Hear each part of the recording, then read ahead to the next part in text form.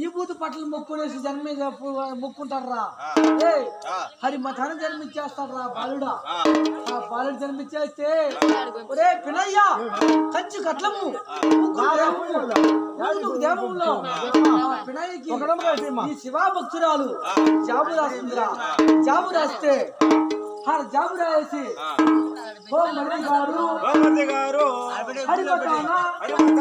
మొక్కుకున్నాను హరిమతాన్ని జన్మించలేదు విష్ణు మహాన్ జన్మించేశాడు